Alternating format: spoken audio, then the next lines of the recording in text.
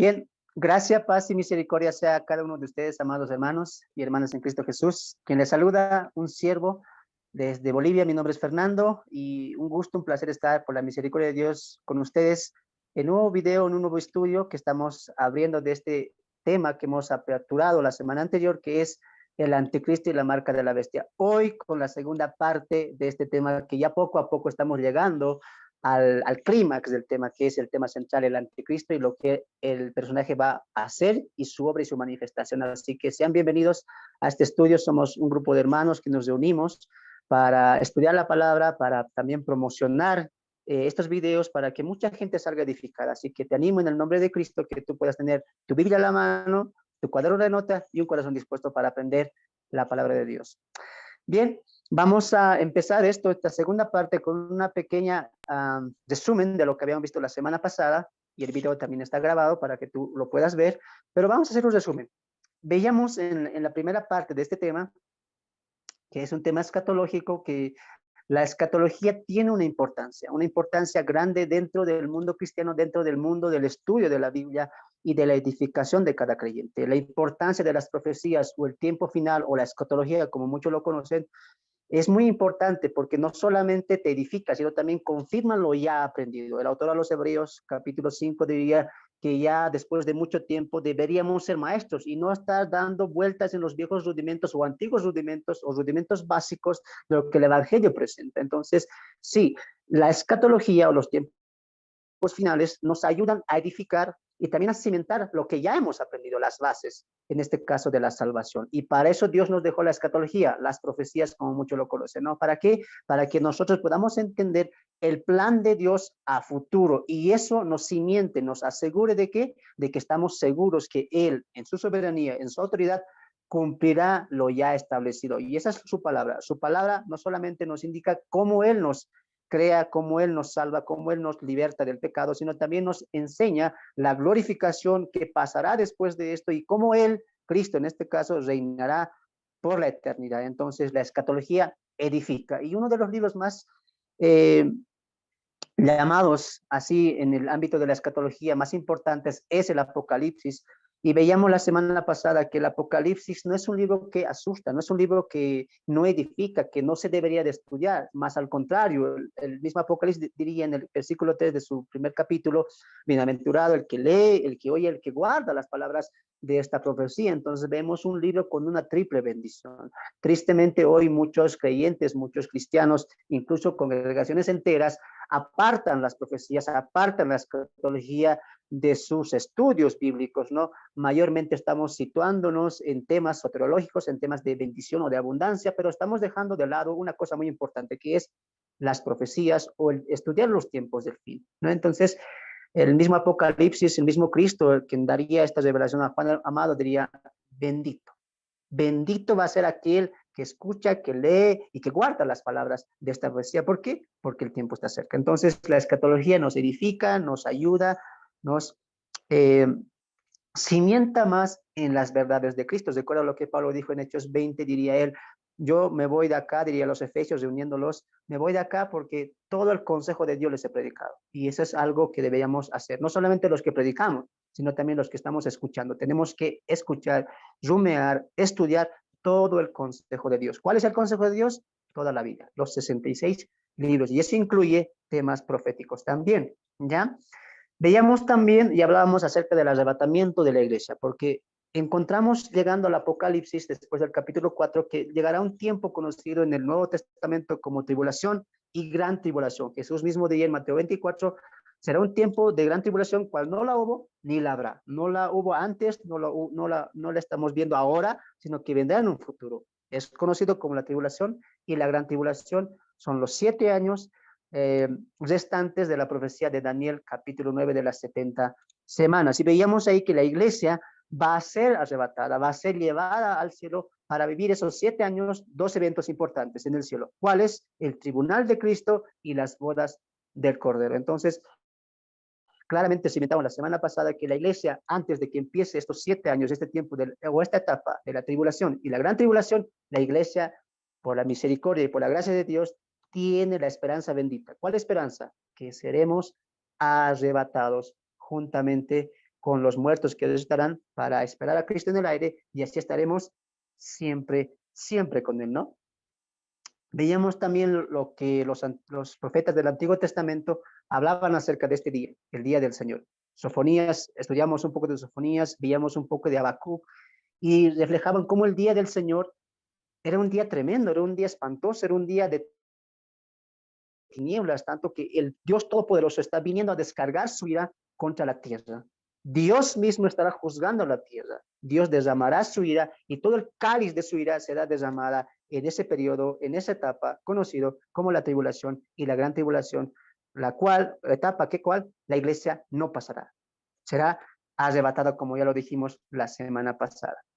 Bien, y veíamos también que surgió una pregunta y decíamos, entonces, si la iglesia será arrebatada, ¿para quién o para quiénes serán o quiénes serán participantes de este tiempo de angustia, el tiempo de tribulación? Y veíamos según Corintios, Pablo mencionaba que hay 3 grupos con el cual Dios trabaja, los judíos, los gentiles y la iglesia de Dios. Y veíamos también que los judíos, claramente, como sabemos bien, son el pueblo escogido de Dios desde Abraham hasta los 12 patriarcas que nacen de los hijos de Jacob, ¿no es cierto? Al cual se le cambia el nombre por Israel y empieza la nación de Israel, un pueblo santo y escogido por Dios para sus propósitos. Entonces, según la semana 70 de Daniel, en Daniel capítulo 9, vemos que Dios hace un pausa entre la semana 69 y la semana 70. Pausa o paréntesis que muchos conocen o mayormente es llamado el tiempo de la gracia o el tiempo de la iglesia. Es decir, Daniel capítulo 9 tiene un trato con Israel, porque recordemos que Daniel en el capítulo 9 está orando por la casa de Israel, está orando por su nación y está pidiendo a Dios, Señor, es momento, viendo la profecía de Jeremías que anunciaba 70 años de cautiverio en Babilonia, Daniel empieza a orar, la oración de Daniel y pide, Señor, restaura a Israel, perdona nuestros pecados, perdona a nuestros sacerdotes, al pueblo que hemos pecado contra ti, y en ese interín llega la visión de las 70 semanas. ¿Te das de cuenta? Entonces Daniel está cimentando las 70 semanas en qué? En la restauración de Israel.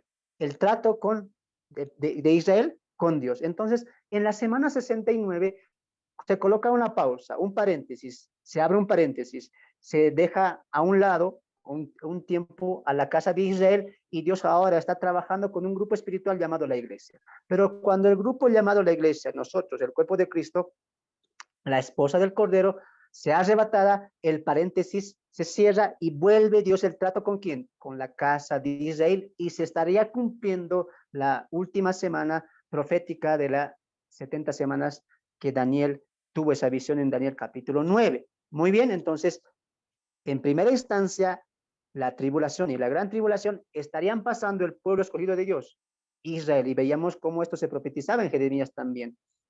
Veíamos también que el otro grupo es los moradores de la tierra o los gentiles. ¿Un gentil cómo? ¿Un gentil quién es? Un gentil es un boliviano, un colombiano, un estadounidense, persona que no es parte de la nación judía y que tampoco es parte de la iglesia, ¿ya? Entonces es un no creyente, ni es judío por ascendencia, tampoco ha creído en Cristo, por lo tanto no es parte de la iglesia y es un morador de la tierra. Y la semana pasada veíamos algunas características de un morador de la tierra. Un morador de la tierra es el que ama la tierra, el que se deleita viviendo en esta tierra, el que su visión, su cosmovisión, su esperanza, su vida, su amor está en esta tierra, ¿no? Entonces ahí veíamos cómo es un morador de la tierra. Y Pablo en Tesalonicenses diría, cuando ellos digan paz y seguridad, entonces vendrán sobre ellos destrucción repentina. Recordemos que nosotros, los creyentes, la iglesia, no esperamos que venga la paz. No, tenemos la paz de Cristo en nosotros.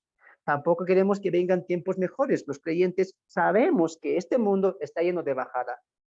Y por eso nuestra mirada no está en este mundo, sino está en las cosas de arriba. Es más, los creyentes, la iglesia, si tú aceptaste a Cristo, si tú eres creyente, sabes muy bien una cosa, que tú y yo no somos ciudadanos de este mundo, sino somos ciudadanos de lo celestial. Por lo tanto, nuestra morada, ¿dónde es? Según Pedro diría, nuestra morada es en los cielos, donde tenemos un creador, el cual hizo una ciudad para nosotros y es obra de sus manos como el arquitecto Dios. Entonces, nosotros no somos moradores de esta tierra, tampoco buscamos la paz, no. Nosotros tenemos la paz de Cristo. Mi paz os dejo, mi paz os doy, la paz que no conoce el mundo. Esa es la paz que nos dejó Dios. Por lo tanto, cuando Pablo habla en Tesalonicenses, dice, cuando ellos digan paz y seguridad, se está refiriendo claramente a los moradores de la tierra. Y ahí vamos a ir situando y vamos a ir cimentando qué cosa, que el tiempo de la tribulación y la gran tribulación pasarán o estarán ahí como principales activos serán los judíos, la casa de Israel,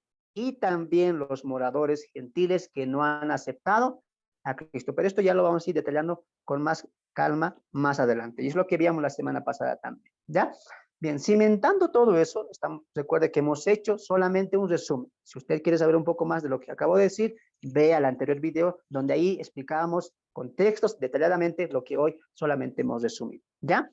Bien, hemos colocado la semana pasada a las bases de este estudio bíblico y hoy vamos a entrar a la segunda parte de este estudio, ¿no? Recuerde que estamos estudiando el anticristo y la marca de la bestia. Entonces, como sabemos muy bien, se viene en un futuro cercano, se viene un tiempo conocido como la tribulación y la gran tribulación. Hablábamos que era un periodo de 7 años que cumplía la profecía de Daniel, pero la pregunta surgía, ¿cómo empezará este momento? ¿Cómo empezará o cómo dará inicio la tribulación y la gran tribulación? Y no podemos dejar de lado, si vamos a hablar de este periodo de la tribulación y la gran tribulación, no podemos dejar de lado a un personaje que es muy, pero muy importante y va a ser trascendental en este tiempo de la tribulación y la gran tribulación. ¿Qué personaje? El anticristo.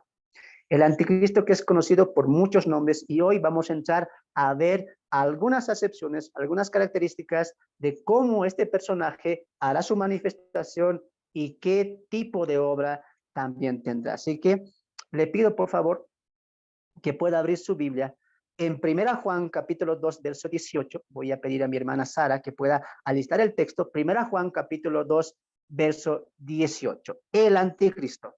Su significado, el significado del nombre.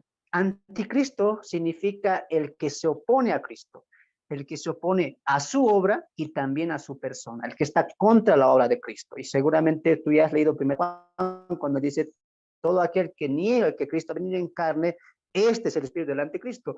El anticristo no solamente se opone a Cristo, sino se opone a la obra de Cristo y a su persona también. Y tú entenderás por esto que más adelante, pero más atrás diría Pablo en Tesalonicenses, este se opone y se levantará contra Dios. ¿Por qué? Porque el anticristo es eso, es una oposición a Cristo, a su persona, a su obra y a su divinidad. Muy bien, vemos ahí su significado. Vemos también su futura manifestación. Primera Juan capítulo 2, verso 18. Y quiero que cuando mi hermana lea este texto, tú quiero que entiendas o notes dos cosas. Que habla de un personaje en singular, en futuro, pero también habla en plural, ya en un tiempo actual. Escucharemos el texto. Primera Juan capítulo 2, verso 18. Adelante con la lectura. Amén. La palabra de Dios dice así: hijitos, ya es el último tiempo, y según vosotros oísteis que el anticristo viene. Así ahora han surgido muchos anticristos. Por esto conocemos que el último tiempo, por esto conocemos que es el último tiempo. Amén. ¿Notaste? Un personaje, el singular anticristo, viene futuro, así ahora, tipo presente, han surgido. ¿Cuántos? Uno, no, muchos anticristos. Y por esto dice Juan, que conocemos, que sabemos, que entendemos, ¿qué cosa? Que estamos en los últimos tiempos. Ahora, tú tienes que entender una cosa. Mucha gente se pregunta, gente creyente, incluso gente incrédula, dice, viendo la pandemia, viendo lo que está pasando, las guerras, los terremotos, los temblores y la maldad que se está incrementando, la gente se está preguntando, ¿estamos en los últimos tiempos? ¿Será que estamos viendo los últimos tiempos? Muchas denominaciones o muchos pensamientos se han levantado a lo largo de la historia. Muchas denominaciones han creído, no, el último tiempo empezará en 1948, empezará en 1998 o el 2000, dijeron. Muchos apuntaron al 2012 y así pasó el tiempo. Mucha gente estaba diciendo, estamos en los últimos tiempos, estamos en los últimos tiempos, o empezó los últimos tiempos. Y la pregunta surge, ¿cuándo empezó los últimos tiempos? ¿No te parece eso una buena pregunta? Porque Juan dice, en esto conocemos que estamos en los últimos tiempos. Y la pregunta es, ¿y cuándo empezó los últimos tiempos? ¿Será que empezó el 2000, el 2012? No. ¿Será que empezó con esta pandemia? No. ¿Cuándo? Y la Biblia que nos responda. Vamos a 1 Pedro, capítulo 1, verso 20. Voy a pedir a mi hermana María que liste el texto. 1 Pedro, capítulo 1, verso 20. ¿Cuál era la pregunta? ¿Cuándo empezó los últimos tiempos? Veamos lo que el texto nos dice. 1 Pedro, capítulo 1, verso 20. Adelante con la lectura. La palabra de Dios dice así: ya destinado desde antes de la fundación del mundo, pero manifestado en los postreros tiempos por amor de vosotros. Amén. Amén. ¿Notaste algo ahí que es una similitud con el texto de 1 Juan? Sí, postreros tiempos. Cuando la Biblia habla de postreros tiempos, nos habla de los tiempos finales o los últimos tiempos, como también otras traducciones lo dicen.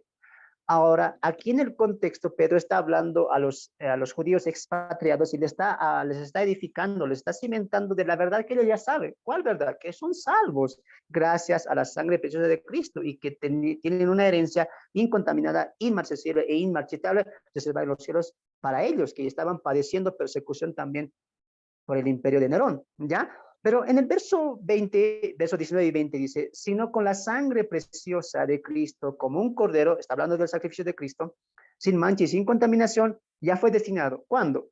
Antes de la fundación del mundo, pero manifestado en los posteros tiempos, últimos tiempos. Por lo tanto, la respuesta a la pregunta, ¿cuál sería? ¿Cuándo empezó los últimos tiempos? Los últimos tiempos no empezaron el 2012, ahora con la pandemia o el 1948. No, no, no. Los últimos tiempos empezaron en la primera venida de Cristo. ¿Y cuándo estarían acabando? En su segunda venida. Todo el momento, todo el tiempo que ha transcurrido desde que Cristo ascendió a los cielos, desde ese momento hasta hoy y hasta que Él venga, estamos viviendo los últimos tiempos, pero manifestado en los posteros tiempos, los últimos tiempos. Así que desde que Cristo ascienda a los cielos hasta el día de hoy y hasta el día que Cristo venga, todo ese periodo, ¿cómo se llama? Los posteros tiempos o los últimos tiempos. De ahí tú entenderás por qué el mismo apóstol Pedro, el mismo apóstol Pablo y el mismo apóstol Juan ahorita dicen, estamos en los últimos tiempos. ¿Juan estaba en los últimos tiempos? Claro que sí. ¿Por qué? Porque el último tiempo empezó cuando Cristo ascendió. Recuerda eso. Quítate de la mente que empezó en tal fecha, cuando los judíos regresaron a Jerusalén, o el 2000 tantos, el 2000. No, quítense eso. Empezó cuando los últimos tiempos, cuando Cristo ascendió, hasta que Cristo vuelva, todo ese periodo que se llama los últimos tiempos. Muy bien. Entonces, perdón, veíamos en 1 Juan que estamos en los últimos tiempos. ¿Por qué? Porque muchos anticristos se han levantado, falsos maestros con falsas enseñanzas, había en el tiempo de Juan y lo sigue viendo hasta el día de hoy. ¿Ya? Entonces veíamos que en 1 Juan el mismo apóstol diría, pero más adelante, en un futuro, dice, en el último tiempo, que se viene también un personaje, el anticristo, viene, tiempo futuro, no está. No está todavía con nosotros, todavía no se ha manifestado, pero lo que sí se ha manifestado, ¿qué es? Muchos anticristos. Muchos que niegan a Cristo, muchos que niegan la divinidad, la encarnación de Cristo, y muchos que están negando, ¿qué cosa? La obra de Cristo, por lo tanto. Porque ¿qué era anticristo? Opositor, el que se opone contra su persona y contra su obra, recuerda eso. Por lo tanto, los muchos anticristos que se han levantado en el tiempo de Juan y en el tiempo de ahora, ¿qué están negando? A Cristo mismo y a su obra misma. Por lo tanto, ¿qué son? Opositores de Cristo. Y conocemos muchos. Entonces, pero solamente ese es un camino, o es un estándar, o es una sombra de alguien que se viene. Un hombre personal, singular, el anticristo, que se viene en un futuro. Ahora, viendo todo esto de los últimos tiempos, veamos de esta manifestación que vendrá después, el anticristo, un hombre, su origen. Punto número 3, su origen. Muchos piensan que el anticristo será un poder religioso o muchos dicen, mira, la Biblia hay que entender espiritualmente algunas cosas y muchos targiversan eso y lo colocan espiritualmente al anticristo. Dicen, no, el anticristo no es una persona, sino va a ser un régimen, va a ser un poder, va a ser un país. No, la Biblia claramente dice que va a ser una persona. será un hombre, porque Apocalipsis 13:18 dice, esto es para la mente que tenga entendimiento, cuente el número de la bestia, que es 666, y es número de hombre. Muchas veces se repite eso, es número de hombre. ¿Por qué? Porque el anticristo va a ser un hombre literal, físico, que se va a ver como nosotros, como tú y yo, va a tener los mismos rasgos, pero va a tener por base un poder maligno, un poder satánico. Así que el anticristo va a ser un hombre. No espiritualicemos eso, no que sea un país, un continente o un grupo, no una ciudad. Es o va a ser, perdón, un hombre físico, un hombre que regirá y levantará movimientos religiosos, políticos y sociales. Número 2, su procedencia. Muchos de los estudiosos en este tema de la escatología, muchos afirman que tendrá una descendencia judía, basándose en algunos textos que ya lo vamos a leer el día de hoy, mientras pido a mi hermana Sara que aliste Daniel capítulo 11, verso 37, y mi hermana María, Juan 5, 43. Repito, Daniel 11, 37 y Juan 5, 43. ¿Ya? Estamos en el punto 2, su procedencia, su origen. ¿Por dónde vendrá? Muchos estudiosos afirman que puede venir o es muy probable que tiene que tener sangre judía y que sea descendencia judía, pero la Biblia nos va a hablar acerca de eso también. Daniel 11:37. Adelante con la lectura. Amén. La palabra de Dios dice así: del Dios de sus padres no hará caso, ni del amor de las mujeres, ni respetará a Dios alguno, porque sobre todo se engrandecerá. Amén. Como ustedes saben muy bien, el libro de Daniel y el libro de Apocalipsis son libros que se tienen que estudiar en paralelo. En este estudio también vamos a hacer eso, vamos a estudiar partes de Daniel y también partes de Apocalipsis que se van a complementar, que nos van a ayudar a entender lo que va a pasar en el tiempo de la tribulación y la gran tribulación. En Daniel capítulo 11 se nos habla de los dos reyes que vienen del sur y del norte y nos está hablando de un imperio que se está levantando, y después diría que hablando de este sistema que el anticristo traerá, que no hará caso del amor de sus padres. Y ahí muchos teólogos afirman el amor de sus padres no hará caso. Los padres, en el caso de los judíos, ¿quiénes son? Abraham, Isaac y Jacob. Entonces, no harían caso del Dios de Abraham, del Dios de Isaac y el Dios de Jacob, ¿no es cierto? Y esto lo cimentan más adelante, porque el mismo Génesis, recuerda esto en Génesis capítulo 49, cuando Jacob está muriendo, empieza a dar profecías y también bendiciones acerca de sus 12 hijos, de los 12 patriarcas. Y cuando llega a su hijo Dan, a la tribu de Dan, a él le dice que también será serpiente en el camino, que será como un tropiezo que herirá en el talón. Puede estar en contra de eso en Génesis 49, 16 a 17. Entonces, como que se va formando todo eso. Y es más, recuerda que Daniel siempre está apuntando a la nación de Israel. Y cuando nos va a hablar ahí de un futuro gobernante, siempre está hablando para la casa de Israel. Y sabemos muy bien lo que pasó con Jesús. Jesús fue el Mesías prometido del Antiguo Testamento, pero los mismos judíos no le creían. Por lo tanto, los judíos no van a aceptar, no van a recibir de brazos abiertos a alguna persona o hombre que no pertenezca a la nación judía, que no pertenezca a la nación de Israel. Vemos también en este tiempo actual que ya se han levantado muchos falsos mesías anunciando que ellos son el Mesías prometido. Y la característica de ellos, ¿cuál es? Que son de la nación judía, de una distinta tribu. En este caso, en la procedencia del anticristo se nos va marcando que tendría que venir de la nación judía, que tendría que ser hijo de la casa de Israel. Es más, Jesús en San Juan 5:43, discutiendo con los fariseos, con los judíos ortodoxos, con los saduceos, con la gente que estaba negando su obra y negando y rechazando a él como el Mesías, él diría lo siguiente. Escuchemos, Juan capítulo 5, verso 43. Escrito está: yo he venido en nombre de mi Padre y no me recibís. Si otro viniere en su propio nombre, a ese recibiréis. Amén. Amén. Jesús, como hablando con ellos, diría, no me reciben a mí. Y yo vengo en el nombre de Dios, el Dios de sus padres, Abraham, Isaac y Jacob, ese Dios que sacó a Abraham de Ur de los Caldeos, ese Dios que prometió un primogénito, ese Dios que les prometió toda esa tierra, en nombre de él vengo, y ese mismo Dios que les prometió un Mesías, soy yo, pero ustedes no me creen.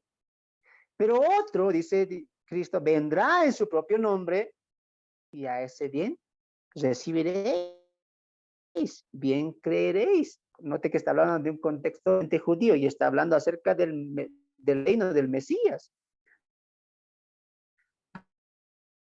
que por el tiempo no va a leer. Muchos piensan, y me adhiero yo también a eso, que la procedencia del anticristo será de origen judía. Ahora, hay que entender una cosa, es muy probable que el anticristo no es necesariamente que nazca en Israel, sino que tenga ascendencia judía, pero puede también tener ascendencia de otro país. En este caso, muy probablemente sea del Imperio Romano, que el anticristo pueda proceder, pero que ya con origen judío. Hay mucha probabilidad en lo que la Biblia también nos marca. Pero sí, ¿qué tiene que ser? Tiene que ser un judío, un israelita que pueda convencer, agradar, respaldar a los mismos judíos.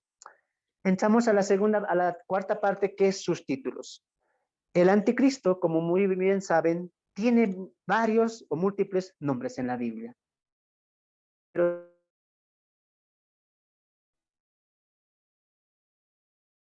entonces, capítulo 2, verso 3 al 8, encontramos varios de estos títulos que se le adhiere a este personaje. Número 1, el hombre de pecado. El hombre de pecado.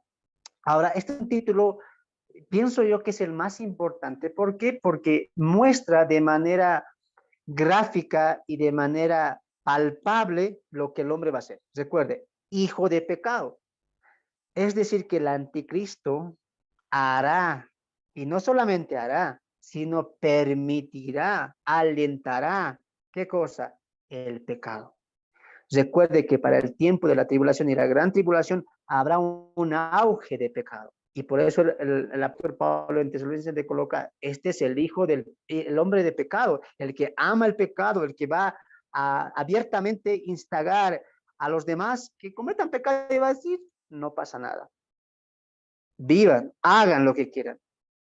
Y vemos ahí que esta característica que Pablo habla en Tesalonicenses muestra su condición pecadora, totalmente contaminado. No habrá qué cosa, no habrá separación. Él no dirá, creo que esto está mal. No, todo. Tendrá una mente depravada, contaminada, arruinada y inducirá a los demás, a la población a que el pecado sea algo normal, sea algo bueno visiblemente para ellos. Será un tiempo terrible donde el anticristo dominará el mundo, pero a la misma vez a ese mismo mundo le someterá bajo el pecado que ya el anticristo incrementará para esos tiempos. Otro de sus títulos es el hijo de perdición, el hijo de perdición. Su condición perdida, y nos muestra su condición perdida, y el título hijo denota una trascendencia satánica. Recuerde, un nombre o un título también del anticristo, ¿cuál es? Hijo de perdición. Si es un hijo, viene de un padre y dice perdición. Ahora, perdición, ¿qué nos está mostrando? Su condición, que está totalmente en maldad, como diría más adelante, el inicuo, que conota maldad, perversidad, corrupción. Vemos ahí características de sus propios nombres. ¿Hijo de quién? ¿Quién es el primero que se perdió? ¿Quién es el primer inicuo? Pues es Satanás. Estamos hablando ya de que la simiente de la serpiente tendría una entidad con la simiente de la mujer, que en este caso es Cristo, y en este caso la simiente de la serpiente es el anticristo. Recuerde que para la época de la tribulación y la gran tribulación, Satanás levantará su trinidad satánica, teniendo una trinidad satánica. ¿Cuál?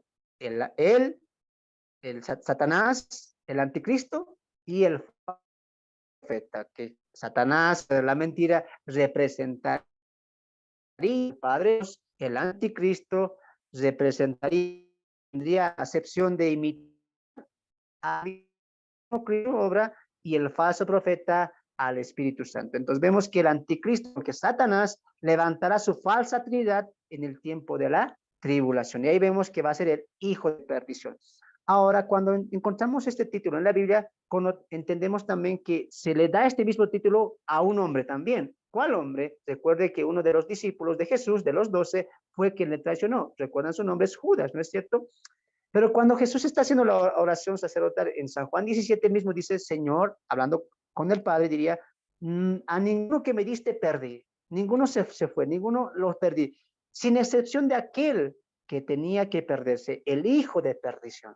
¿Apuntando a quién? A Judas, que posteriormente le iba a traicionar por 30 monedas de plata. Pero Cristo le coloca el título a Judas. ¿Cuál? El hijo de perdición. De ahí que muchos estudiosos dirían que el hijo de perdición sería un espíritu que entró a Judas y sería el mismo espíritu, hijo de perdición, que entraría al anticristo. Muchos teólogos estudiosos piensan eso porque se manejan estos dos títulos, hijo de perdición en Judas e hijo de perdición en el anticristo. Y muchos afirmarían eso. Puede ser, porque recordemos que el anticristo tendrá orígenes satánicos, orígenes perversos, que ya lo vamos a ver más adelante. Así que podría ser que como que entró un espíritu, el espíritu que entró en Judas para ser el hijo de perdición, ¿será el mismo que entró en el anticristo?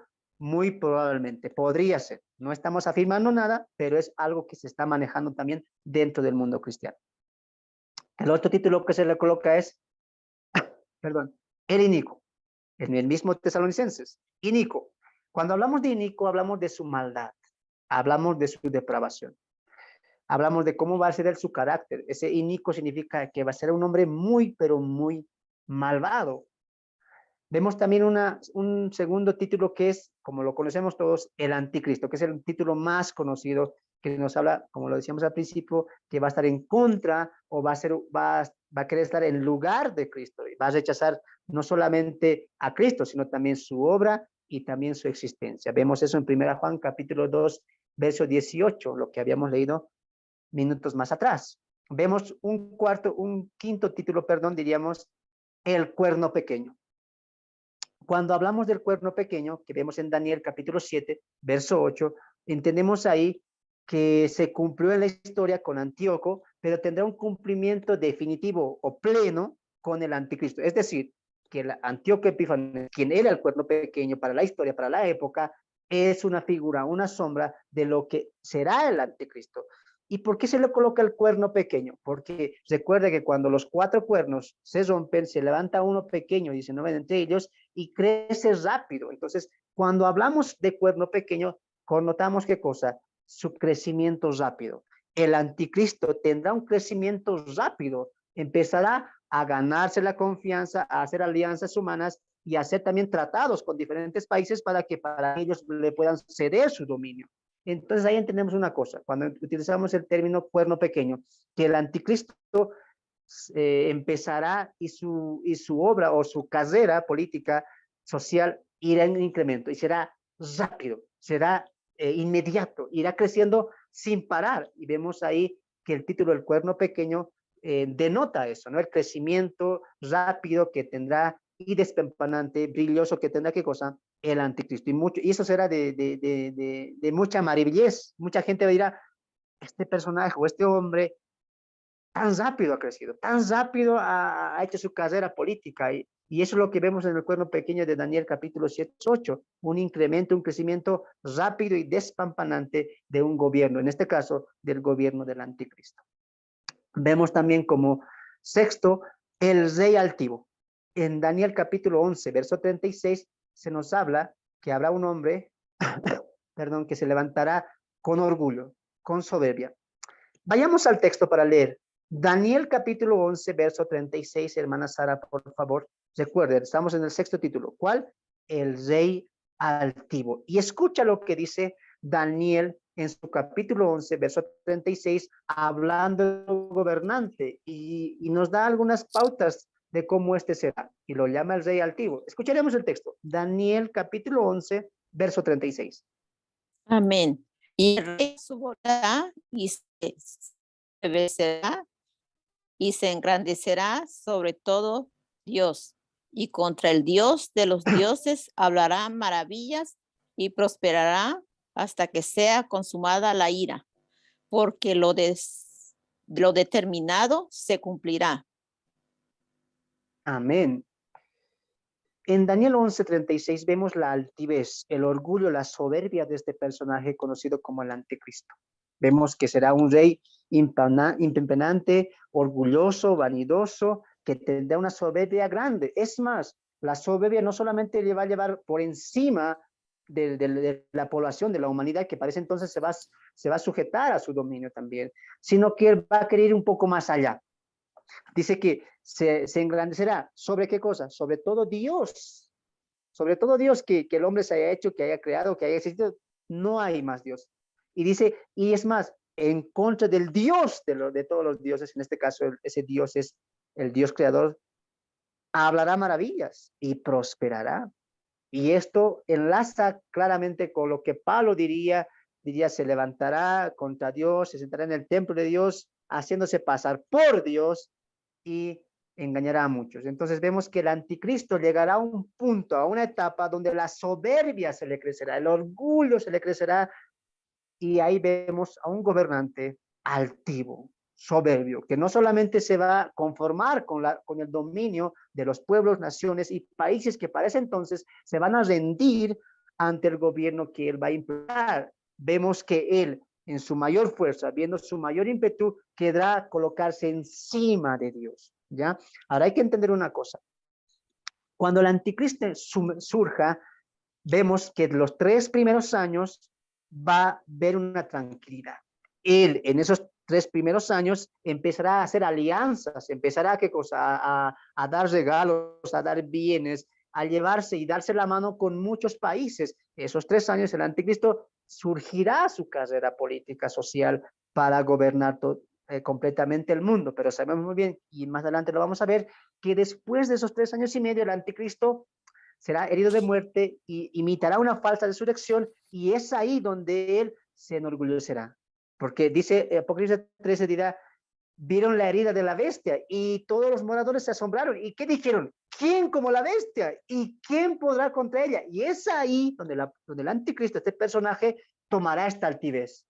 Porque los 3 años primeros, conocidos como solamente la tribulación, ¿qué hará el anticristo? Permitirá todo tipo de religión, permitirá todo tipo de pluralidad en cada país, en cada religión. Es más, en el mismo Israel, ¿qué hará? Construyan su templo, hará una alianza entre los mismos musulmanes y los mismos judíos que ahora se están peleando por el lugar sagrado que es la mezquita, donde se tendría que construir el tercer templo. El anticristo hará todos esos pactos, esas alianzas, hará que el mundo esté en qué cosa? Paz y tranquilidad. Recuerda, y cuando digan paz y tranquilidad, entonces vendrá destrucción. Ahora, el anticristo los 3 primeros años hará alianzas, religiones. A ver, en cierto país, por ejemplo, aquí en mi país, Bolivia, somos un país muy costumbrista, tenemos costumbres variadas entre tipos de religiones también. Muchos adoran no solamente a vírgenes o a estatuas o a dioses X, sino también en este caso en mi país adoran, perdón, los ciudadanos a lo que es la Pachamama, la madre tierra, y infinidad de dioses como el Equeco, también a lo que vemos ahí, se me fue el nombre, son tipo calaveritas que se hace, creo que también lo hacen en otros países, y se le adora eso, se le prende vela y todo eso, y adoran distintas deidades, divinidades. Y el anticristo ese tiempo que hará, permitirá todo eso. Cada país que quiera tener su religión, hágalo, no importa a quién adore. Ustedes pueden adorar al que quiera, con tal de que estén sumergidos, sometidos a la autoridad que el anticristo va a encaminar. Recuerde, vendrá con paz, con falsa paz y con falsa seguridad. Y es ahí donde se los meterá en la bolsa a todo el país, a todos los países, a muchos gobernantes. Pero en en la mitad de la semana 70 o acabando los 3 años y medio de la tribulación, es ahí donde este hombre dirá, basta, se acabó. Aquí no hay más dioses. Es más, judíos, dejen ese altar y él se tomará el altar, y que ahí, como dice Jesús en Mateo 24, cuando se siente el hombre de perdición, que habló el profeta Daniel, no aquel inico. Entonces veamos la abominación desoladora, como se le coloca también ese título. Entonces vemos que el anticristo tendrá fases, falsa paz, pero después un orgullo como aquí lo vemos en este título, que es el rey altivo, orgulloso, soberbio, engrandecido, no solamente contra todos los dioses falsos que hay aquí en la tierra, que el hombre se ha hecho, sino contra el Dios de dioses, que es el creador, ¿no? Vemos otro título también ahí, el asirio. Y si tú lees Isaías capítulo 10, todo el capítulo 10, vas a notar una similitud entre este rey asirio que viene a hacer un juicio contra la casa de Israel, pero vamos a ver una similitud muy clara con el anticristo, porque el mismo anticristo tendrá una ira constante o una ira destructiva contra el pueblo escogido de Dios. Eso lo vemos en Apocalipsis capítulo 12. Nos vemos que el asirio de Isaías capítulo 10 tiene mucha importancia, o se le da también este título al anticristo. ¿Por qué? Por su odio, por su corazón orgulloso, depravado, de maldad, queriendo destruir, opacar, derribar la nación de Israel, el pueblo escogido de Dios. Otro título que conocemos en Apocalipsis 13 es la bestia, ¿no? Perdón. Y en Apocalipsis 13 vemos cómo surge esta bestia, 7 cabezas, 10 cuernos y todo eso lo que habla Apocalipsis 13. Vemos la magnitud. Cuando la Biblia nos habla en Apocalipsis 13 de que es una bestia, tenemos que entenderlo eso, de que nos habla de su carácter bestial que va a tener, de su poderío destructivo que va a tener. Recuerda lo que vimos también, o lo que han visto también en Daniel, hablando de las 4 bestias. La cuarta bestia, diría Daniel, que era semejante, era destructora, derribaba, que tenía las pezuñas de hierro y desmenuzaba y trituraba. Y Daniel decía, yo me asombré, porque no me asombré mucho de las terceras, de la primera, la segunda y la tercera bestia, pero cuando vi esta cuarta bestia era terrible en gran manera y totalmente él se sorprendió, ¿no? Y también esta cuarta bestia nos está acercando a lo que el anticristo hará, que tendrá un poder totalmente destructivo para el tiempo de la tribulación. Ahí cuando Juan Amado ve en Apocalipsis 13 a este personaje y lo coloca el título de la bestia, connotando qué cosa, su poder destructivo, su carácter malvado, y cómo oprimirá, cómo devorará, cómo destruirá, cómo trillará a los moradores o a la tierra misma después de la primera parte, haberse cumplido la tribulación, en la segunda parte conocido como la gran tribulación. Bien, veíamos ahí algunos títulos del anticristo, pero vamos a la parte número 5, su aparición. Su aparición. Muchos piensan que el anticristo ya está vivo y que ya nació. Seguramente tú vas a escuchar a muchos líderes o muchos estudiosos hablar y decir en ciertas prédicas o en ciertos comentarios y dicen, viendo lo que está pasando en nuestro tiempo actual, muchos piensan que el anticristo ya ha nacido, que ya debe ser, y escuchaba yo a alguien que decía, y yo pienso, decía, que ya debe estar por sus 10, 5 años o siendo ya un infante, y muchos dicen, ya ha nacido, está entre nosotros el anticristo, o ya está vivo entre nosotros, ¿no? Viendo todo lo que está pasando en nuestro país, y la pregunta es, ¿será que ya está vivo? ¿Será que ya nació? ¿Será que ya está en medio de nosotros este personaje, perdón, conocido como el anticristo? Y ahí hay que entender algunas cosas. El anticristo es un hombre, el cual, como lo sabemos muy bien, el mismo Satanás levantará, el mismo Satanás le dará su dominio y su poder en el mundo entero. Y eso, hermanos, lo hemos visto desde el Génesis. A lo que me voy es lo siguiente, escucha, pon atención. El anticristo, hermanos, no es un hombre que diga que Satanás tenga preparado en tal fecha, en tal año, este es su nombre. No, el anticristo es un hombre el cual el Satanás tiene listo en todas las épocas. Siempre Satanás, escucha bien, ha tenido un anticristo listo para cada generación, para manifestarse en cada generación. De ahí que el apóstol Pablo diría, ya está en acción el misterio de la iniquidad, solo que hay al presente quien le detiene. Por lo tanto, no es que el anticristo ya debe tener 10 años, ya debe tener 15, no, o ya está entre nosotros. No, siempre Satanás, el enemigo, el diablo, la serpiente antigua, ha tenido un anticristo preparado para cada época, para cada situación. Y de eso vamos a ver un poco más adelante. Pero repito una vez más, siempre Satanás ha tenido un anticristo listo, preparado para manifestarse en toda generación. Recuerde muy bien eso. Y eso lo hemos visto incluso desde el Génesis. Lo hemos visto desde el Génesis, que Satanás ha tenido preparado anticristo. Recuerda que es anticristo, opositor, que va contra, que quiere suplantar y negar, rechazar a Cristo y la obra de Cristo. Muy bien, entonces es por eso decir que Satanás siempre ha tenido a lo largo de la historia humana anticristo, un anticristo preparado, listo para hacer manifestarse, solo que Dios tiene un agente, tiene a alguien deteniendo esa manifestación, como diría el apóstol Pablo en su segunda carta de los Tesalonicenses. Ahora vamos a entrar a esta parte, una vez aclarando todo esto. La tipología del anticristo o tipos del anticristo. De los muchos que hoy vamos a mencionar, yo quiero que rescates los siguientes. Recordemos, Satanás tenía listo, preparados anticristos en cada generación, en cada época. ¿Para qué? Para dominar el mundo. Y esa es la idea de Satanás. No es que él va a esperar. Si tú te pones a pensar y cuando alguien te dice, mira, yo creo que el anticristo ya está entre nosotros, ya, bueno, antes no estaba, no se ha presentado, pero ahora viendo el terremoto, viendo la pandemia, viendo lo que está pasando, yo pienso que ya el anticristo debe tener 10 años, 5 años, ya está vivo entre nosotros. No, porque recuerda una cosa, Satanás quiere dominar todo el mundo, quiere sentarse como Dios, quiere que todo el mundo le adore. ¿Y tú piensas que Satanás va a esperar? No, pues no es que Satanás va a decir, mira, en 2023, después que venga pandemia, ya está listo, todavía no ha nacido. No, pues. Satanás no va a perder la oportunidad en cada generación, en cada parte de la historia, en querer gobernar el mundo entero y levantar a quién, a su anticristo. Por lo tanto, Satanás siempre ha tenido un anticristo preparado en cada generación. Y vamos a ver algunas tipologías de eso. Vamos a ver algunas tipologías del anticristo.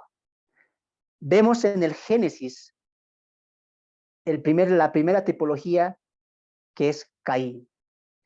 Caín, él negó la sangre y llegó a ser mentiroso y asesino. Recuerda lo que el mismo Dios le dice a Caín cuando su ofrenda no ha sido aceptada por Dios. Abel sí lo ha sido aceptada, Dios lo consume esa ofrenda en fuego y Abel es aceptada la ofrenda, pero Caín no, y espera constantemente y Dios habla con Caín y le dice, ¿por qué está caído tu semblante? ¿Qué pasó? Y le dice Caín, es que tú no aceptaste mi ofrenda, tú no aceptaste, ¿por qué la aceptaste la de mi hermano? Y Dios le dice ahí, cuidado, porque el pecado está cerca, está muy cerca, y cuando se acerque te puede empoderar de ti. Vemos ahí la primera relación de un hombre que va acceder al pecado, y el pecado se ha enseñoreado de Caín, tanto que el mismo Caín, después de haber rechazado a Dios, rechazado su presencia, rechazado su bendición, porque él decía, no me interesa. Y él empezaría más adelante, veremos la historia, que él haría una ciudad, un pueblo alejado de Dios, de donde nacen mucho pecado. Pero aquí quiero que entremos a una cosa. Él negó la sangre y llegó a ser mentiroso, porque dijo, ¿dónde está tu hermano? ¿No? ¿Qué piensas, que yo soy su guarda, su cuidador? Wow, el primer hombre que se está oponiendo a Dios, el primer hombre que está diciendo, no necesito, ¿quién eres tú? Wow. Y es más, Dios le pregunta, ¿dónde está? Y empieza él a mentir. Wow. Y el primer asesino. Hablando de la humanidad. Vemos ahí una tipología en Caín. Y quiero que se me aliste un texto para reforzar esto. Primera Juan capítulo 3, verso 12. Escucha lo que el apóstol Juan, recuerde que el apóstol Juan está defendiendo la apología de Cristo, pero mira cómo menciona a Caín. Y mira lo que el apóstol Juan habla acerca de Caín. Repito, Primera Juan capítulo 3, verso 12. Hermana Sara, puedes leerlo. Primera Juan capítulo 3, verso 12. Escucha atentamente.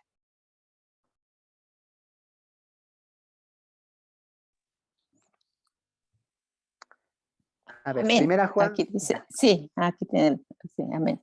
Dice, no como Caín, que era del maligno, y mató a su hermano, ¿y por qué causa lo mató? Porque sus obras eran malas, y las de su hermano justas. Amén. Note la palabra, no como Caín, que era de quién. ¿De quién? Del maligno. Del maligno. Recuerde una cosa, siempre Satanás quiere frustrar el plan de Dios y él quiere ponerse por encima. Y Caín es el que está empezando la generación que ya Génesis 3:15 diría una generación que irá contra la descendencia de la fe. Y Caín es el que está empezando todo eso. ¿Cómo? Negando la sangre, habiendo matado a Caín, negándolo todo eso, siendo un mentiroso y qué más, siendo un asesino. Y claramente el apóstol Juan lo coloca como ejemplo, no como él. Él es del maligno. ¿Por qué? Porque sus obras eran malas. Sus obras eran malas. No es que como alguien dijo, es que Caín trajo malas cosas, Abel trajo lo mejorcito y Caín no. Si tú lees la historia en el Génesis y tú lees lo que va a hablar el apóstol Juan acerca de eso, tú vas a entender claramente que él trajo también buenos frutos, porque él plantaba la tierra, sembraba la tierra. Pero ¿por qué Dios no lo aceptó? Por su corazón. Tenía un corazón equivocado. Sus obras eran malas. ¿Por qué? Porque tenía un corazón maligno. ¿Por qué? Porque ya estaba detrás con él el maligno que es Satanás. Otro también vemos alguna tipología en Ismael y Esaú. Ismael y Esaú. Y esto es importante porque recuerda que en Apocalipsis 6, que vamos a entrar más adelante, dice, y se abrió el primer sello y salió un caballo blanco y el que lo montaba se tenía un arco y se le dio una corona y salió venciendo y para vencer. Pero recuerda, tenía un arco y arco siempre se nos da significa que va a tener autoridad, que va a tener una destreza. Entonces vemos que los primeros arqueros, ¿quiénes son? Ismael y Esaú. Recuerda que Ismael es el hijo que le nace a Abraham, pero con la sierva Agar, ¿no? Que ya después con la historia, él se volvería un cazador, que Dios le diría, aparta, porque de este no es el hijo de la promesa, no es el que Dios escogió, sino Dios escogió a Isaac, el hijo de la promesa. Pero vemos ahí el primer arquero que es Ismael, y vemos también ya con Esaú, el gemelo de Jacob, que también va a ser un arquero. Qué interesante. ¿Por qué? Porque Ismael va a ser una generación grande. Y recuerda, si tú has leído el Génesis, Ismael va a estar en este caso, contra Isaac, siempre. Al igual que el gemelo Esaú. Esaú quiere matar muchas veces al hijo de la promesa Ismael quería matar al hijo de la promesa que era Isaac, y también va a pasar eso con Esaú queriendo matar a Jacob. En esta parte quiero aclarar una cosa. Muchos piensan, pero el primogénito era Esaú, ¿por qué Dios permitió? Porque él prácticamente, Jacob engañó, usurpó el lugar de Esaú, porque le vendió por lenteja la primogenitura. Es más, ¿cómo obtuvo la promesa o la bendición Jacob? Se hizo pasar por Esaú. Recuerda que Isaac estaba ciego ya de la vista, se colocó pelos de los animales Jacob para disimular o aparentar que era Esaú, porque Esaú era velludo, era peludo, ¿no es cierto? ¿Cómo obtuvo la promesa o la bendición Jacob? Con engaños. Y alguien diría, pero ¿por qué Dios permitió eso? No, tú tienes que recorrer versos atrás, porque cuando Rebeca pide a Dios que se le dé un hijo porque era estéril, Dios, ¿qué le dice? Tendrás, no un hijo, 2 hijos. Y de los 2, ¿qué cosa? Haré 2 naciones. Y ahí Dios estaba escogiendo a Jacob, porque dije, el mayor servirá al menor. Dios estaba escogiendo ya a Jacob. Y lo que vemos más adelante solamente es el cumplimiento de la voluntad de Dios. No es que Dios se equivocó, no es que Jacob suplantó a la fuerza, no. Dios ya planeó eso, eligió a Jacob desde el vientre. Recuerde lo que la narración que habla Dios con Rebeca. Ahora vemos ahí que Esaú estaba contra Jacob y quería matarlo muchas veces. Y eso es lo que el mismo el anticristo va a hacer. Va a perseguir no solamente al Mesías o a su obra o a su persona, sino al mismo pueblo escogido de Dios. Recuerde que Esaú e Ismael fueron naciones grandes que siempre estaban del lado del mal y estaban contra el bien, en este caso contra la descendencia de la fe. Entonces vemos ahí mucha similitud también. 3, Nimzot. Recuerde ese nombre, Nimzot. Su historia, hablando de este hombre, Nimzot, su historia procedió al llamado de Abraham a la tierra prometida. El anticristo procederá al llamado de la simiente de Abraham y la entrada por segunda vez a la tierra prometida. Nimrod significa rebelde. Hombre poderoso que se levantó contra el Señor del mismo modo que hará el anticristo. Cuando vemos el relato del Génesis, vemos claramente a un hombre altivo, un hombre de mucha personalidad con el nombre de Nimrod. Recordará usted en Génesis capítulo 6, cuando Nimrod se levanta y dice que este también era un arquero, un cazador fuertito y era grande, era vigoroso, era muy fuerte, tanto que la gente para ese entonces veía a él como un líder. Y fue Nimrod quien surgió o quien planificó crear qué cosa o edificar qué cosa, la Torre de Babel. La Torre de Babel, ¿qué era? Era una ofensa contra Dios. Él estaba levantando un altar y decía, hagamos un altar que llega hasta el cielo. Eso es una ofensa contra Dios. Y sin adelantarme mucho, pero quiero que sepas esto, Nimrod, al construir la Torre de Babel, estaba no solamente levantando una torre contra Dios, sino que en esa torre él quería idolatrar a otros dioses.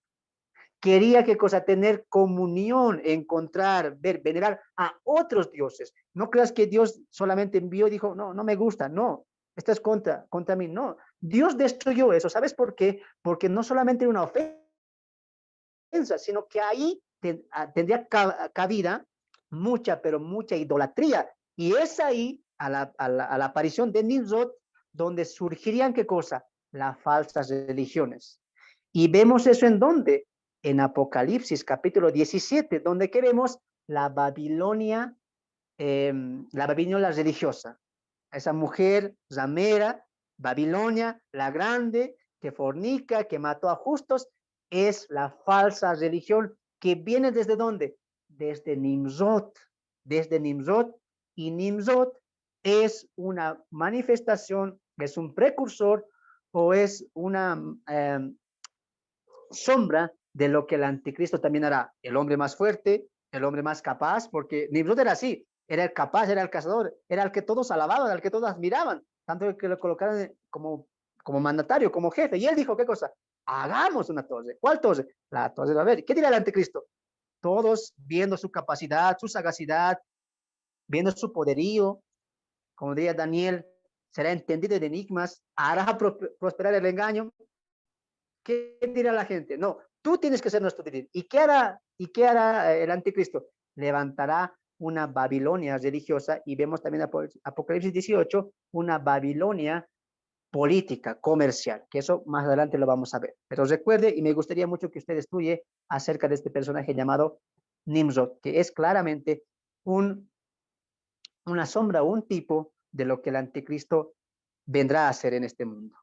Saúl, el rey de Israel que fue pedido por el pueblo, pero se levantó contra el ungido del Señor. Es interesante porque sabemos muy bien que la promesa de Jacob nos dice claramente que el trono vendrá por la tribu del linaje de David, ¿no es cierto? De Judá.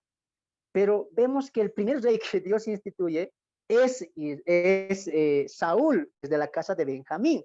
Y la pregunta es, ¿qué pasó? Lo que pasó aquí es que Saúl fue un rey que Dios colocó, pero no porque él lo decidió, sino porque el pueblo lo pidió. Queremos un rey. Y el profeta Samuel dice, pero este pueblo no entiende, este pueblo tiene profetas, pero queremos un rey, como las demás naciones, dirían los judíos en ese entonces. Las demás naciones tienen un rey y nosotros solamente profetas. Queremos un rey. Entonces Dios le da según su corazón. Levanta un rey según el corazón del pueblo. ¿Qué similitud con el anticristo? ¿Por qué? Porque el anticristo será el líder que el mundo quiere, Queremos paz, queremos tranquilidad, queremos que todo mejore y Dios les dará. Recuerda lo que dice el apóstol Pablo en Tesalonicenses, que vamos a llegar más adelante. Dios les enviará el espíritu engañoso. ¿Para qué? Para que sean engañados. Porque por cuanto no creyeron el amor de la verdad. Una cosa, antes de entrar al siguiente tema que lo vamos a aclarar, es el anticristo, hermanos, es un juicio de Dios. Es un castigo que Dios da al mundo entero porque por su corazón entenebrecido. En este caso, los judíos, ¿qué hicieron? Queremos un rey, queremos un rey. No, no queremos la voluntad de Dios, queremos un rey a nuestra voluntad, que se conforme a lo que nosotros queremos. Y Saúl se levanta. Así también será el anticristo. Y recuerda que Saúl fue contra el ungido de Dios. Muchas veces quiso matar a David, al ungido de Dios, al que Dios sí eligió. ¿Y qué hará el anticristo? ¿Acaso no hará lo mismo? ¿Acaso no irá contra Cristo? ¿Acaso no irá contra el ungido, contra el elegido de Dios? Claro que sí. Vemos una tipología claramente en Saúl. Vemos también ahí, vamos a seguir viendo algunas tipologías. Vemos ahí también al rey Nabucodonosor. Estoy entrando a los imperios.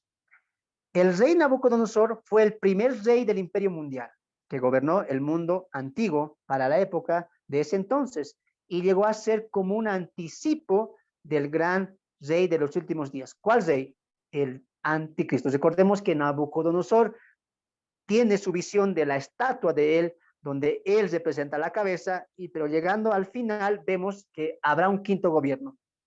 El gobierno que estamos esperando, que se viene, que se acerca, que el mundo está esperando. ¿Cuál es? El quinto gobierno, conocido como el anticristo. El gobierno de Babilonia pasó, el gobierno o el imperio de los medos de los persas pasó, el imperio y el gobierno de los griegos pasó, y también pasó el gobierno de los romanos. ¿Cuál faltaría? Aquel que Nabucodonosor vería como los pies mezclados en parte de hierro y en parte de barro, que después vamos a entrar a eso. Entonces, el anticristo tiene una tipología también en Nabucodonosor, siendo el encabezador de todo lo que en ese mundo antiguo él gobernaba, él conquistaba y tenía esa fiereza también de poder conquistar todo eso. Pero aquí quiero entrar en una cosa, porque cuando Nabucodonosor viene a destruir Jerusalén, claramente el profeta Jeremías le dice a él que Dios te dio a ti esta autoridad, que Dios te dio a ti el mundo, perdón, que Dios esta conquista y te hará prosperar. ¿Qué notamos ahí? Que Dios está utilizando a Nabucodonosor y a Babilonia misma. Tú quiero que entiendas una cosa. Como diría Daniel, Dios quita reyes, Dios da, Dios pone. Es que tenemos que entender una cosa. Todo trabaja para el plan de Dios. Dios utilizó un pueblo, en este caso una ciudad, en este caso un imperio. ¿Cuál? Babilonia. ¿Para qué? Para que sus planes se cumplan. ¿Y cómo lo utilizó? ¿Como premio? ¿Como alguna retrovisión buena? No, lo utilizó como que como castigo para la nación de Israel. Es lo mismo, pues. Dios utilizará al anticristo para dar juicio a todo este mundo. ¿Qué? Les dará lo que ellos quieren. Y de esa manera no habrá excusas, no habrá algún tipo de argumento que el mundo pueda decir, pero Señor, no, yo les di lo que ustedes quieren. Había un tiempo donde había una salvación, es más, en el tiempo de la tribulación aún va a haber salvación, pero la gente va a amar, va a desear más que cosa, su voluntad. De ahí cuando Pablo diría, no vendrá sin que antes venga la apostasía. El mundo entero se estará volteando contra Dios, encabezado por el anticristo, tal como Nabucodonosor lo hizo. Pero recuerda, Dios utilizó a Nabucodonosor para juicio a la casa de Israel. Dios utilizará al anticristo para castigar, para derramar su juicio en el mundo entero. Vemos también ahí a Antíoco Epífanes, creo que ustedes saben la historia muy bien, que el Antíoco Epífanes para la historia fue el cuerno pequeño, el cual mató a muchos, a miles de judíos, y también colocó en el altar un sacrificio, pervirtió el altar colocando un cerdo en el altar del sacrificio. Entonces vemos que Antíoco Epífanes era clara evidencia de quién, del anticristo. Recuerda una cosa, lo que dijimos al principio, Satanás siempre tuvo un anticristo preparado. ¿Antíoco pudo haber sido un anticristo? Sin duda que él fue. Si Satanás hubiera tenido la oportunidad de que Antíoco, a cabeza de Antíoco, dominara todo el mundo, lo hubiera hecho. Pero recuerde una cosa, Dios está colocando a una gente para que esto pase. ¿Por qué? Porque no es cuando el Satanás lo quiera, sino cuando Dios lo permita. Ahí que vemos la soberanía de Dios. La tipología entre Antíoco Epífanes y el anticristo, ¿cuál es? Que así como Antíoco mató a miles, millones de judíos del pueblo de Dios y colocó la abominación desoladora en el templo, colocando ¿qué cosa? Un cerdo en el templo y ahí lo profanó.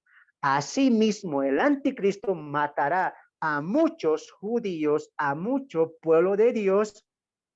Y para ese tiempo recuerden que están predicando los 144,000 sellados, siguiendo la predicación de los 2 testigos y están predicando el evangelio por todo el mundo, están predicando el evangelio del reino. Y sabemos muy bien, vamos a llegar muy pronto a eso, que el mismo Satanás y el anticristo harán guerra contra los santos y contra los que tienen el testimonio de Cristo y los guardan.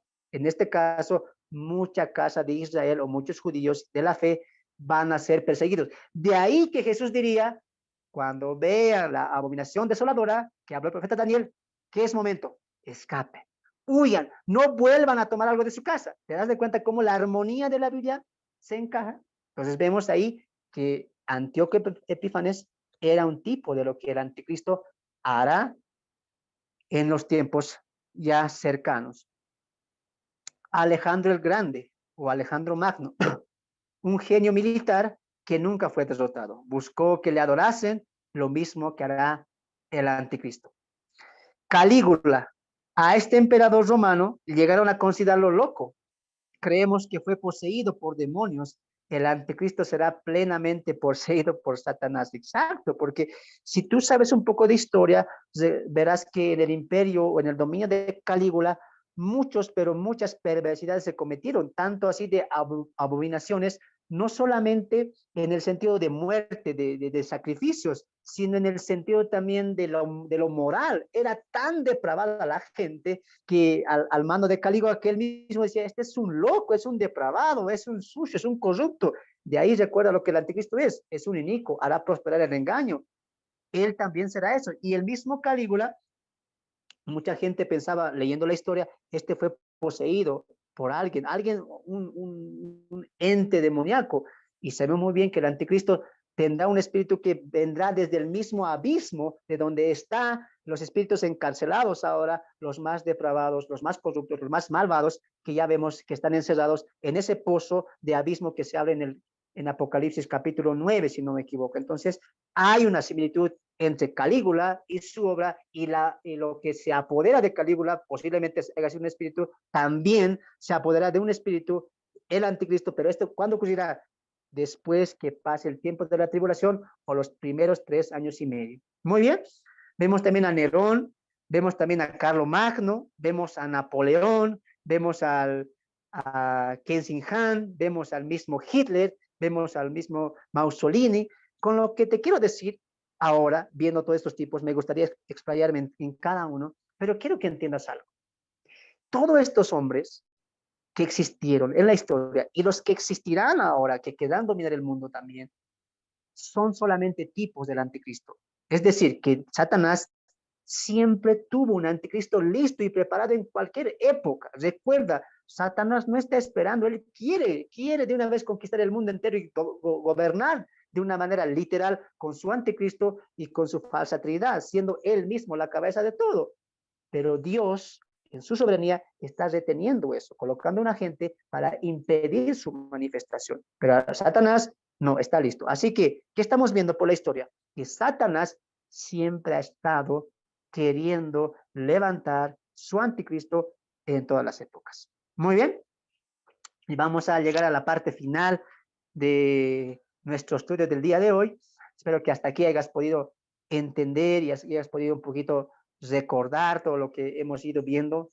Recuerda, estamos yendo por pasos. Ahorita entramos a todo lo que el anticristo realmente es, lo que nos habla Apocalipsis y lo que nos habla también Daniel. Pero quería que entiendas esta parte. Punto número 7, su poder y su carrera. Voy a pedir a mi hermana Sara que pueda listar Apocalipsis capítulo 6, verso 1 y 2. Apocalipsis capítulo 6, verso 1 y 2.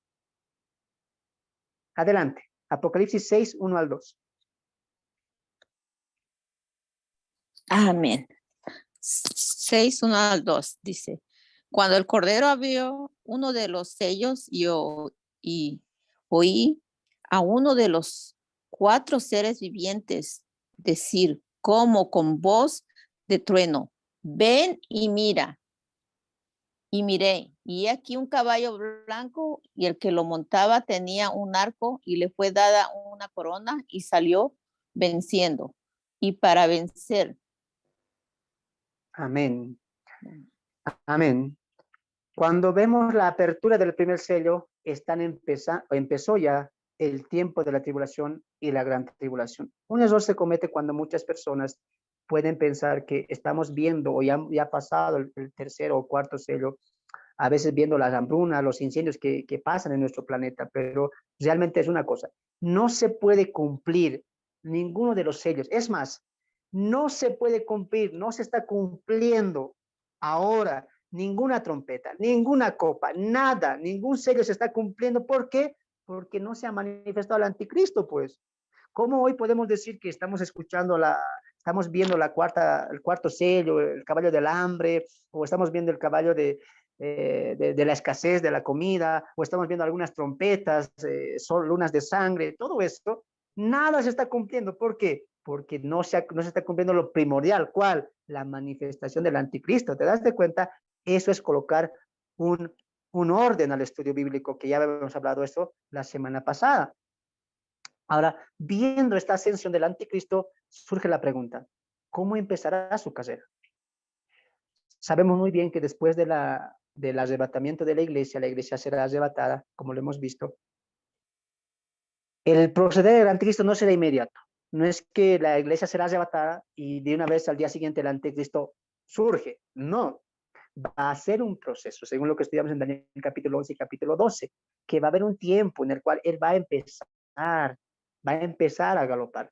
Recuerda que cuando Juan Amado está viendo la visión, tiene dos acepciones o dos perspectivas. Número uno, la visión que está viendo en el cielo y también la que está viendo en la tierra. ¿Cómo es eso? Me explico un poco.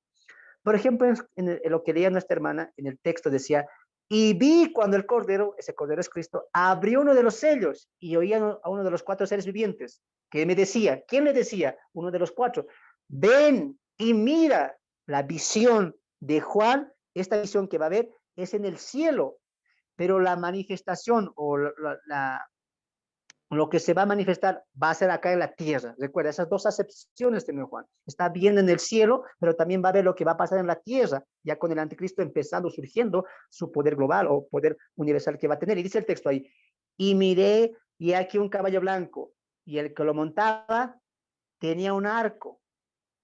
Escucha esta parte, y le fue dada una corona. O sea que cuando Juan lo ve, no tenía corona. Le fue dada mediante va cabalgando, solamente tenía un arco, pero va cabalgando y se le da una corona. ¿Qué nos habla de eso? De un tiempo en el cual se le va a ir dando. La corona significa dominio, autoridad. Va a tener dominio, sin duda que sí, pero va a ser un tiempo. Recuerde eso, va a haber un tiempo. ¿Cuánto tiempo? No lo sabemos.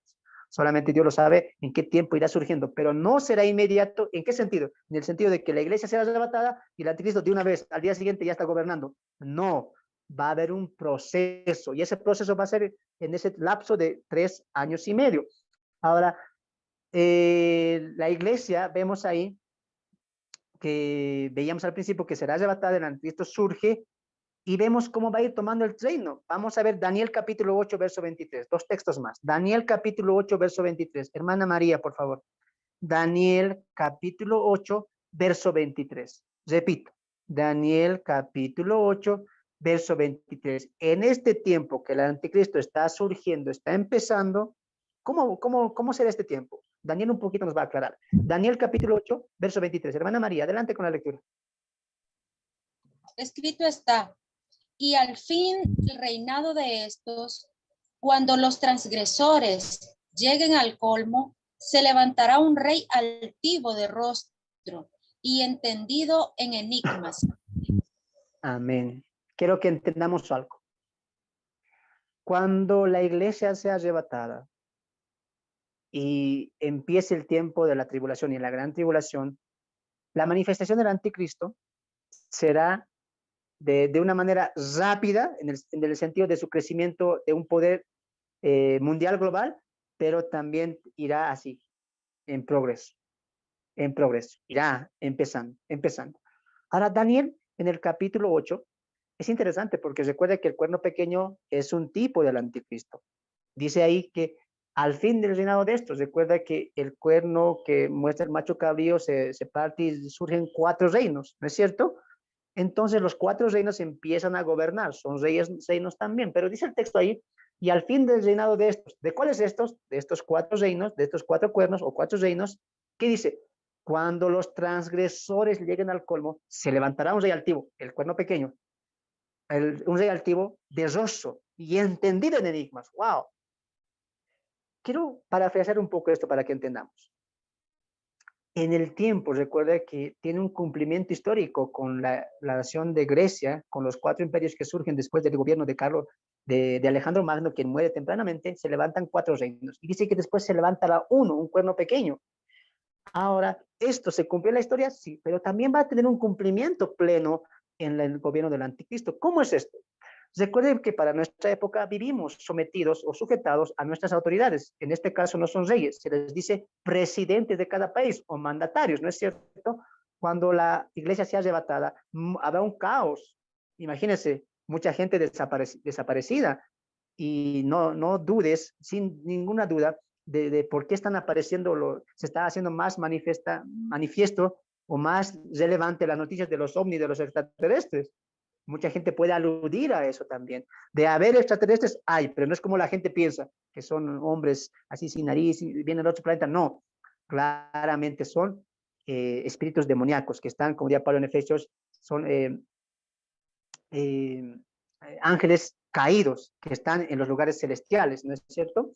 Entonces vemos ahí que el anticristo, antes de su surgimiento global, literal, pleno, habrá naciones que querrán dominar el mundo, viendo el caos. Y Daniel aquí nos dice, mira, al fin del reinado de estos, cuando los transgresores lleguen al colmo, la gente diga, no, estos no hacen nada. No hay paz, no hay seguridad, no hay alimento, hay escasez. No. Basta de nuestros presidentes. Queremos uno que nos traiga paz y seguridad. Queremos tranquilidad, queremos vivir bien. Y ahí es cuando se va a levantar el anticristo. ¿Acaso tú no te das de cuenta hoy en tu país cómo están las protestas? ¿Sí o no? La gente marcha en las calles. ¿Y contra quién están? Contra su propio gobierno. Están hartos. El texto dice, perdón, cuando los transgresores de la ley, los transgresores lleguen al colmo, la gente está cansada de sus presidentes. Todo lo que está pasando ahora solamente es una sombra de lo que vendrá más adelante. La gente quiere un mandatario, un líder que coloque un orden, que coloque una calma, que coloque qué cosa, paz y seguridad. Y es ahí, como dice el texto, y se levantará un rey altivo de rostro y entendido en enigmas. No te pases de largo cuando ves esas noticias, que la gente marcha contra el gobierno, que el gobierno es dictador, es altivo, que no cumple las demandas del pueblo. El pueblo quiere un hombre, un mandatario que cumpla sus exigencias, y el anticristo eso hará, cumplirá las exigencias del mismo pueblo y así será amado por muchos. Vemos ahí eso también en Daniel.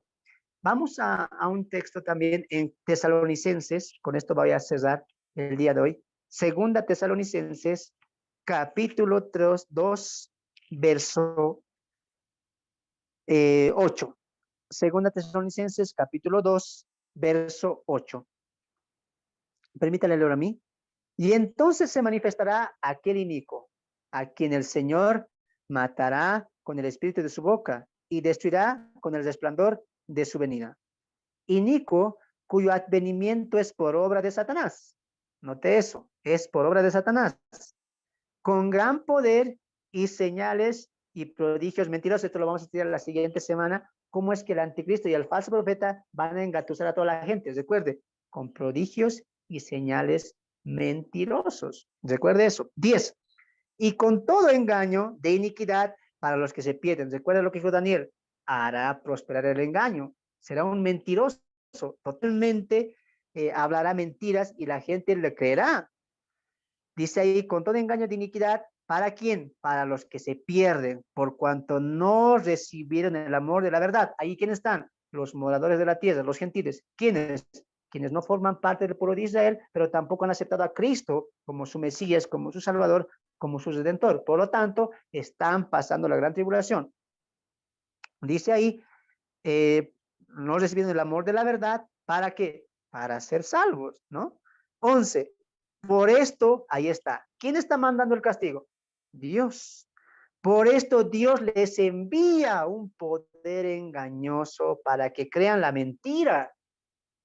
Es que la gente, como diría Daniel, no queremos, estamos cansados de estos hombres, de estos mandatarios, presidentes que son corruptos, que son injustos, que no hacen nada, que hay inseguridad, hay todo esto. No, basta de eso. Queremos paz y seguridad. La gente, ¿qué está buscando?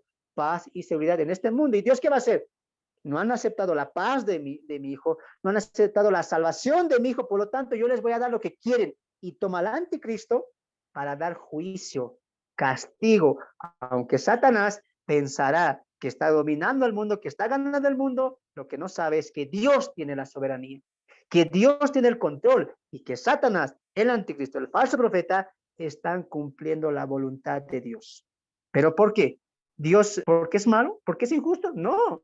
Él mismo dice, estos no han conocido el amor de la verdad, han negado la salvación. Por esto que dice, Dios diría, les envío un poder engañoso. ¿Para qué? Crean la mentira. Tanto aman la mentira, quieren creer mentira, entonces crean su mentira. Wow. 12. A fin de que sean condenados todos los que no creyeron a la verdad, sino que se complacieron en la injusticia. Claramente el apóstol Juan diría en Apocalipsis, el que es inmundo, sea inmundo todavía. El que es injusto, sea injusto todavía. ¿Por qué? Porque hay un castigo. Hay una retribución que viene de Dios. Hermanos, el primer sello con el anticristo empieza la ira de Dios. Empieza a caer toda la justicia de Dios. ¿Por qué? ¿O para quiénes? Para aquellos que no recibieron el amor de la verdad. Yo pregunto antes de finalizar esto, vamos a llegar hasta aquí el día de hoy. Nosotros no esperamos un gobierno mejor. Nosotros no esperamos a que el mundo mejore. Nosotros esperamos a aquel que vino y murió por nosotros y nos prometió que volverá. ¿Por qué? Porque en este mundo no vamos a encontrar paz. Y la paz ya la encontramos. Es la paz de Cristo, es la paz que el Señor nos dejó. Y la esperanza también. Nuestra esperanza de nosotros los creyentes no está colocada que vendrá un nuevo orden, se levantará esta pandemia y todo mejorará. No, nuestra esperanza no está en lo visible, sino está en lo espiritual. Y sabemos que Dios vendrá un día para llevarnos con Él, para que estemos con Él para siempre. Entonces aquí surge la pregunta. Sabiendo que todo esto se va a cumplir y se está encaminando a esto, ¿cómo es posible que mucha gente no entienda aún que aún Dios está proveyendo el tiempo de salvación? Está proveyendo ¿qué cosa? Ese amor que nos reveló para que tengamos salvación. ¿Cuál amor? Cristo. Dios nos mostró su amor para con nosotros, pecadores, dándonos a su Hijo en ofrenda y sacrificio vivo. Yo te pregunto a ti que estás viendo, que estás escuchando, si aún no has encontrado la salvación, si aún no perteneces a la familia de Cristo, ¿qué esperas? ¿Qué esperas? ¿Por qué no te sometes ahora a la autoridad? ¿Por qué no te sometes ahora al sacrificio, a la salvación, a la redención de Cristo? Cuidado, porque Dios te puede dar lo que estés buscando. ¿Y qué mejor que buscar la salvación en arrepentimiento, en humildad?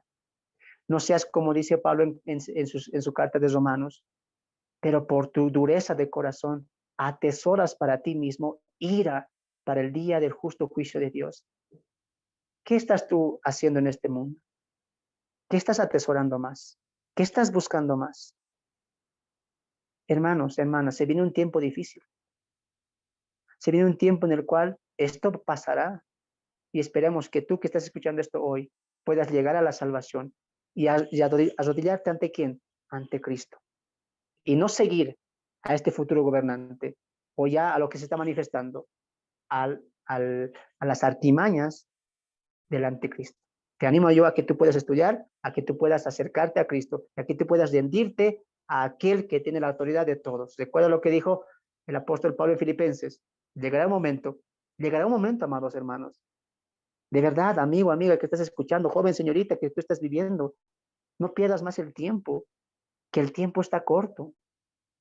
Y si tú hoy no doblas rodillas a Cristo, no le confiesas como tu Señor y Salvador, sepa una cosa, que tú puedes negar al Señor hoy, que la gente puede aún seguir rechazando la salvación de Cristo, no amando la verdad de Dios.